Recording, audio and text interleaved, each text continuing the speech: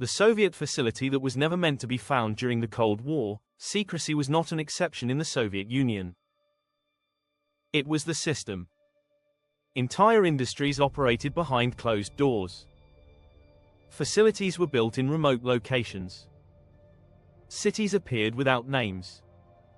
And projects existed that were never meant to be publicly acknowledged. Among these hidden operations were research facilities. Some focused on technology, others on defense, and some operated in areas that were never clearly explained. One such facility was located far from major cities, deep within a remote region, surrounded by forest and difficult terrain. The location itself was not marked on standard maps. Access roads existed, but they were limited, controlled, and rarely used by outsiders. From a distance, there was little to see. A cluster of buildings, a few towers, infrastructure that suggested activity, but nothing that explained its purpose. For years, the facility operated quietly. Personnel were assigned there under strict conditions. Communication was limited. Movement was controlled. And information did not leave the area. Those who worked there understood the rules. They did not discuss their assignments. They did not describe their work. And they did not ask unnecessary questions. This level of secrecy was not unusual. But what made this facility different was the lack of clear classification. It did not fit neatly into known categories. It was not publicly associated with a specific industry, nor with a known military project. It existed in a space between definitions, and that made it difficult to understand. Over time, small details began to emerge. Mostly indirect, mostly incomplete. Supplies delivered on irregular schedules. Equipment that did not match standard use. Structures that suggested specialized activity. But without context, these details meant little. Then something changed. Activity began to decrease. Deliveries became less frequent. Personnel rotations slowed. Some workers were reassigned. Others left without replacement. There was no official announcement. No explanation. Just a gradual reduction in visible activity. Eventually, the facility was abandoned. Not dismantled completely, but left behind. Buildings remained. Equipment was still there. Documents were not fully removed. It was as if the location had been closed quickly, but not entirely cleared. Years later, the site was discovered. Not through official disclosure, but through exploration. Individuals who reached the area reported what they found.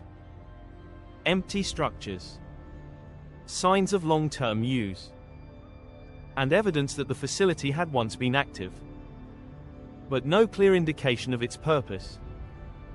Photographs began to circulate, showing interior spaces, control rooms, storage areas, equipment that appeared outdated but specialized. Some rooms were intact. Others were damaged. Time had taken its effect. Nature had begun to reclaim parts of the site. But enough remained to suggest that the facility had been important. The question became unavoidable. What was this place? Several theories emerged. Some suggested it was a research center, possibly related to communication systems or environmental monitoring. Others believed it had a military function, testing, development, or coordination. There were also more speculative ideas, that the facility was involved in projects that were never publicly acknowledged. But none of these theories could be confirmed. There were no official records released, no clear documentation, Only fragments, clues, and interpretations. What made the situation more complex was the condition of the site. It did not appear destroyed. There were no signs of deliberate demolition. Instead, it looked abandoned, left behind, as if it had simply been closed and forgotten. This raises another question. Why abandon a facility without fully dismantling it? One explanation is urgency. A decision made quickly, without time for complete removal. Another possibility is cost. Dismantling a remote facility requires resources. And if the site was no longer needed, those resources may have been directed elsewhere. There is also the possibility that the facility no longer served its purpose. Technology changes. Systems evolve. What was once important can become obsolete. And when that happens, locations like this can be left behind. But the lack of clear information leaves room for interpretation. It allows the story to remain open, unresolved. This case reflects a broader pattern.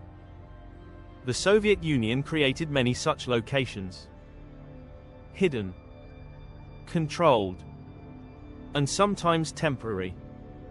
They served a purpose for a period of time, then were closed, replaced, or abandoned. For the people who worked there, the experience was unique. They were part of something hidden, something important, but also something that could disappear. Their work was not meant to be seen. Their location was not meant to be known. And when the facility closed, it became just another place without a clear history. Today, what remains is incomplete.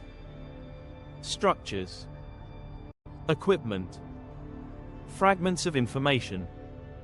Enough to suggest significance, but not enough to explain it fully. And that is what makes this story compelling. Not just the secrecy, but the absence of explanation. The fact that a place could exist, operate, and disappear without leaving a clear record. It shows how systems can function beyond visibility. How operations can be carried out without public awareness. And how, over time, even significant locations can fade. Not because they were destroyed, but because they were no longer needed. And in a system built on control, that was enough. Because sometimes, the most effective way to hide something is not to cover it up, but to leave it behind and let time do the rest. Until all that remains are questions.